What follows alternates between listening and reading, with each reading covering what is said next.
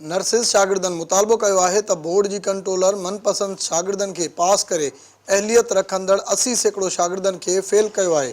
खेसि फौरी तौर हटाए इंसाफ़ फराहम कयो वञे। शागिर्द एक्शन कमेटी जे सॾ ते नर्सिस शागिर्दनि ऐं शागिर्दियाणियुनि पारां मुतालबनि जी मञता लाइ प्रेस क्लब आॾो एहतजाजी मुज़ाहिरो करे धरणो हयो वियो। एहतजाज कंदड़नि नर्सिंग बोर्ड जी कंट्रोलर मेहरुनिसा ख़िलाफ़ सख़्त नारेबाज़ी करे खेसि हटाइण जो मुतालबो कयो। नर्सिस शागिर्दनि तोणे शागिर्दियाणियुनि सिंध टीवी न्यूज़ सां ॻाल्हाईंदे चयो त 80% इम्तिहान पास कंदड़ शागिर्दनि जा नतीजा तब्दील करे मनपसंद शागिर्दनि खे पैसनि एवज़ पास कयो वियो आहे। एहतजाज करने का मकसद ये है कि हमने दिसंबर में एग्ज़ाम दिए, मार्च में हमारा रिजल्ट आ जाता है।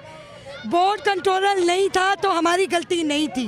जैसी न्यू बोर्ड कंट्रोलर बैठी खैरुन्निसा, उन्होंने हमारे रिजल्ट की धज्जियाँ उड़ा दी। 1.5 लाख स्टूडेंट में से 50 स्टूडेंट पास किए और क्या रही है कि ये तो है ही फेल।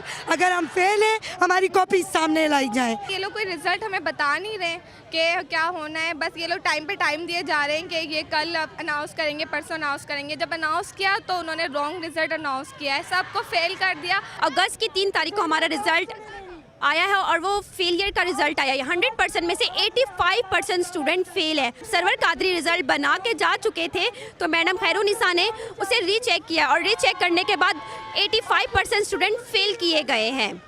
असांजो इहो मुतालबो आहे त असांखे हक़ पंहिंजो ॾिनो वञे, जेको सचाई आहे उहा साम्हूं आंदी वञे। छा मसइलो आहे, वजह छा आहे, वजह त ॿुधायो असांखे फेल करण जी। अगरि इहो मसइलो आहे त ठीकु आहे, पोइ साम्हूं अचो, रीचेकिंग कयो, असां वेठा आहियूं।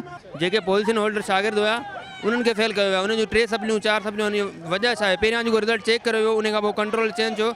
कंट्रोल चेक थियो त रिज़ल्ट वराए चेक छो कयो? शागिर्दनि जे एहतजाज में यंग नर्सिस एसोसिएशन सिंध जे सदर एजाज़ कलेरी हाजी अब्दुल वाहिद एहतजाज कंदड़ शागिर्दनि वटि पहुता त शागिर्दनि खे ताड़ियूं वॼाए इस्तक़बाल कयो। उन मौक़े ते अॻवाननि सिंध टीवी न्यूज़ सां ॻाल्हाईंदे चयो त शागिर्दनि खे फेल करे खेनि मेरिट जी लताड़ कई वई आहे, जंहिंजी हू मज़म्मत कनि था। हू शागिर्दनि ऐं इंतिज़ामिया में पुल जो किरदारु अदा करे रहिया आहिनि। उमीद त मसइलो हल थी वेंदो। बचड़ा जेके नी पंहिंजी घर जी दीवार, हॉस्टल जी दीवार ऐं अस्पतालुनि जी दीवार खे उरांगे करे अची करे रोडनि ते वेठा आहिनि। बराए महिरबानी इन्हनि जा मसइला प्रायोरिटी ते हल कया वञनि। कंट्रोवर्शियल जेके माण्हू बोर्ड में वेठा आहिनि, जेके सियासी बुनियादनि ते विहारिया विया आहिनि, उन्हनि खे फिलफोर हटाए करे सीनियर माण्हुनि खे रखियो वञे। असां गवर्नमेंट जे ऐं स्टूडेंट जे विच में असां पुल जो असां हिकिड़ो अख़्तियार था करियूं, रस्तो अख़्तियार था करियूं ताकी असां हिन जो मसइलो हल कराए सघूं। असांजे गवर्नमेंट खां सभ खां पहिरीं मुतालबो आहे त इहा कंट्रोलर जेका आहिनि फुल फोर हटायो वञे।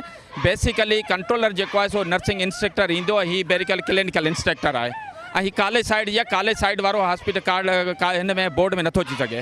एहतजाज कंदड़ शागिर्दनि जो चवणु आहे त बोर्ड जी कंट्रोलर 85% शागिर्दनि खे फेल करे तासुब परस्ताना रवैयो अख़्तियार कयो आहे, जंहिंजी हू मज़म्मत कनि था।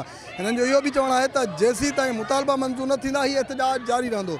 कैमरामैन गुलाम मुसफ़ारिन सां बशीर संजराणी, सिंध टीवी न्यूज़, कराची।